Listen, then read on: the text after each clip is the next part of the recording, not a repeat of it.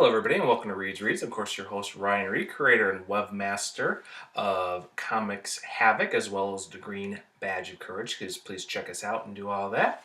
So I'm here really quickly to talk about the Age of Ultron, which was the massive Marvel event that was done by Brian Michael Bendis of the Avengers, which was turned into a mini-series since it was postponed from the regular series due to a couple of scheduling issues.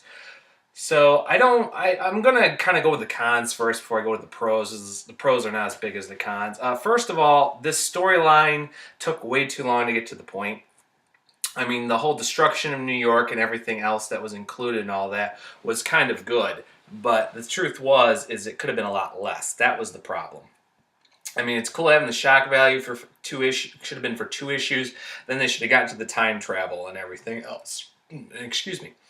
And anything besides that and all that I will talk about. But another problem with the storyline is it was just confusing. And the main villain really never shows up until the final issue, which is actually a reprint of Avengers 12.1, which kicked off the storyline originally with Brian Michael Bendis and Brian Hitch, where basically Hank Pym ends up defeating him using a message from the future to do the time-lapse virus, which worked. But however, it as they say, it breaks time and messes up there. So the truth is, this was just...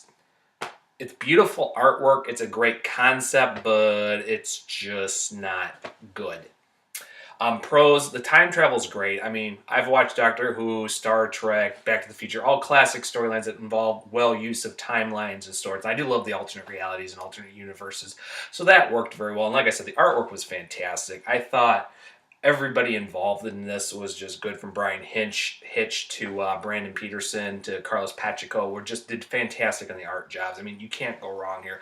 But there were just too many extra crossovers that we needed in books that weren't needed yet. It took advantage for some things like in Uncanny Avengers, doing the Apocalypse Twins, as well as some stuff in Fearless Defenders for Cullen Bunn to worry about.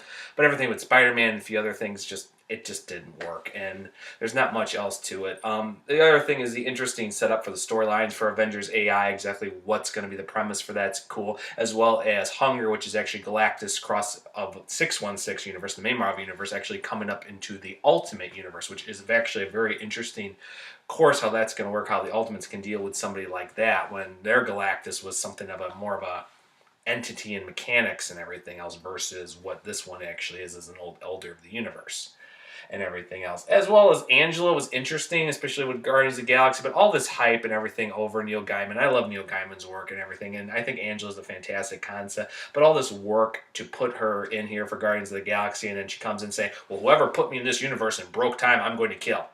Oh yeah, that just tells us everything about the character. No, that doesn't work at all. So I have to give this an F for the whole series, because it just was a lot of fluff and everything else. Nothing ever got really to the point. Some minor changes. I mean, Avengers AI looks like a very cool book. I think there's going to be some interesting things going with Angela now, with her in the main Marvel universe, as well as some other work here, of course, especially with the Ultimate Universe with the 616 Galactus. But in the long run, this storyline just doesn't work. And as much as it's beautiful artwork, I'm going to avoid this in any trade form or anything else unless it's like $3 at a store for the entire series. That's about it, just for the artwork. Storyline, I give this an F. So I'm leaving it at that. And I will see everybody later. Have a wonderful day.